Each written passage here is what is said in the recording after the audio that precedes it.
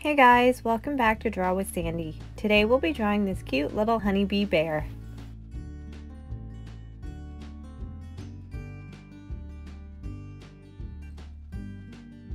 So before we begin, I'm just going to show you my quick little pencil outline where I've drawn a sideways or a horizontal oval near the top for the head, and then a longer oval running perpendicular just underneath for the body. And then I'm going to switch over to my marker and we will begin to draw our honeybee bear. So in your top oval, you're going to find sort of the center point and maybe a little bit lower than center. Start by drawing a small inverted triangle, so the flat part's at the top, and you can round the corners if you like, and this will be our little bear's nose. And then I'm just going to color that in black, and from the bottom of our triangle you can just draw down a short vertical line for a little mouth. To draw in our honey bear's eyes, I'm going to create two ovals, one on each side of the nose, and have the bottom of the eye come in line with the bottom of our nose. So when you're drawing in your eyes, you're going to want to add some highlights. So what I'm doing is I'm drawing just a small heart near the top of each eye, and then towards the bottom I'm going to just draw in a smaller circle. And then of course you can go ahead and fill in the eyes if you're going to just make them black if you're using a marker, or you can come back to this step at the end. When you're all finished with your eyes, the next thing we're going to do is draw in around the face. So what you're going to look at is your original oval shape, and what we're going to create is a smaller oval within that one to sort of create that opening for our little bear's costume. So I'm going to start here at the top, and I'm going to create a curve that's coming just over the eyes, sort of mimicking the same curve I made with my pencil line. So just drawing straight across the top of the eyes and then rounding, and I'm going to have this oval come down to meet the pencil here at the bottom of my original oval. So now we're going to finish drawing out his hood, and for his little ears, because I'm using marker, I'm just going to leave a little bit of a space, and it's sort of coming out on a V angle from where the eyes are. And you'll see I'm going to draw along the outer edge of my original pencil line, and I'm going to come around and have it almost connect here with the bottom side of his face. So you're going to do this on the left and right, and of course if you're using pencil, feel free to just draw all the way around the hood and you can add your ears after. Otherwise, you're going to draw in just a little half semicircle here, or a little semicircle for the ears. And you'll see that they are just about on that Y or V angle coming up from the corners of the face, and then you'll just create the small curve across the top to connect them. Let's go ahead and just add in some little texture details on the ears, drawing just a little curve along the top edge there, and then we will draw in our antenna. And my antenna are going to come out sort of at the center point of the head here. Just two lines going up towards the top, and then I'll just draw some little circles right on top. And now we're going to draw in the body. So from the outside edge of his hood, I'm going to start to draw a line down towards the bottom of my page, and you can see where our original oval shape is.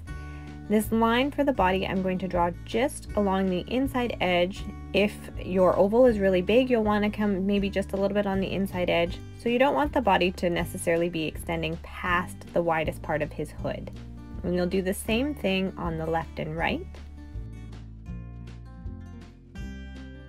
And when both of those lines are about the same length, you're going to start to draw some horizontal lines across for his little feet. And when you come to about the center point, you can bring a little line upwards just to sort of separate the two legs, and you might have a little space or a little triangle in between them just to indicate that he has two separate feet. Then we'll come back up to the top where the body is meeting the hood, and I'm just going to extend down a curve from each side, so we've got sort of a really narrow triangle, and then you can close it off by bringing a line back towards the body, and those will be his little arms. You can add some little lines for little fingers. And now it's time to add his costume details. So let's draw some horizontal lines across the body. And as you can see, I'm just going to curve them slightly so that they kind of mirror that bottom curve of his head. And all this is going to do is create a little bit of roundness to our bear, so he maybe looks a little bit chubbier, and you know, it'll give us more of the illusion that he's something we could actually pick up. So as you can see, when I'm doing these lines, I am kind of putting too close together and then leaving a slightly bigger space, and that's just for later when I color. That'll differentiate between the black lines and the yellow. And then to draw his wings, we're going to imagine that they're kind of coming from a center point in his back.